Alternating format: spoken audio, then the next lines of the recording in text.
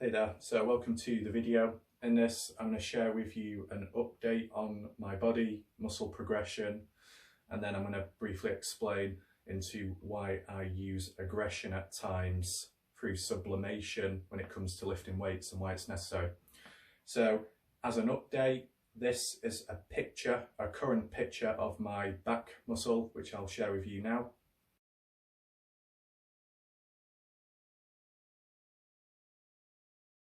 So yeah, I feel like I'm slowly getting there with the progression. As for the arm, I think that's doing all right. So just do a quick demonstration of it. Find I can roll my arm up because I can't get over my bloody shoulder. So I'll do something like that. I don't know if it shows on the camera. You might see a bit of it. Like that, and you see as it dips in at the shoulder there. So that's becoming a bit more defined. Slightly more raised, the bicep. And then like the tricep on the side is shown a little bit more. So that's quite positive, to be honest. Now, the only reason why I take the odd picture is just to compare and contrast to the future, because the problem what I never did back in the past was I didn't take pictures because I couldn't be bothered, and I didn't really want to be honest. I wasn't that sort of person, but realistically it's the only way to monitor and check whether you've gone backwards or you've made progression. So it's really the only way, to be honest. Now, as for weight, I have been 200 for the most part of it. But just in very recent time, I am now 195, which is a surprise to me because I've not really been trying, if that makes sense. I've just been doing what I can or eating what I want to an extent. But that's kind of positive in itself.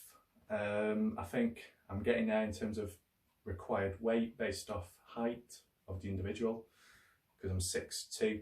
It might not show on camera because, you know, it can be deceiving, but I'm getting there.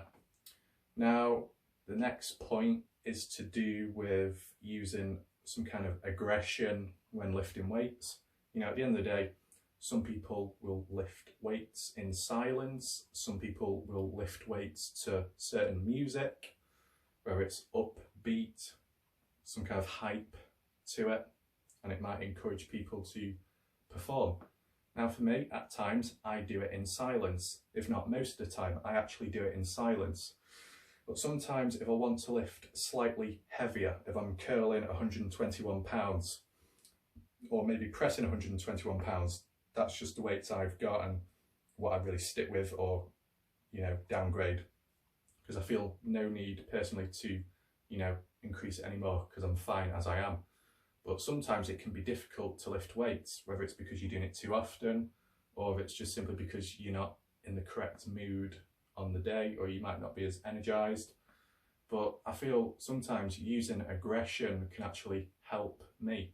I don't use it all the time, it's not necessary. But sometimes when I might be a little bit aggressive, or I might have a bit of rage within me, through channeling it with sublimation, which is a psychological term, which is expelling negative energy, some kind of aggression into a meaningful thing, or a non-harmful thing, such as lifting weights, can be positive. And for me, it's like fuel. So it is useful. But I wouldn't use it all the time because it's not worth it. And, you know, sometimes it can be a bit draining afterwards. Sometimes I think, did I really want to use, you know, aggression to do it? But sometimes can't help but do it. And it's one way of getting rid of it. So that's one way of looking at it.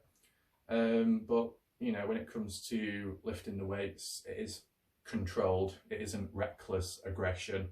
It's just using like an extra boost to be able to press, curl, whatever. So it does help at the end of the day.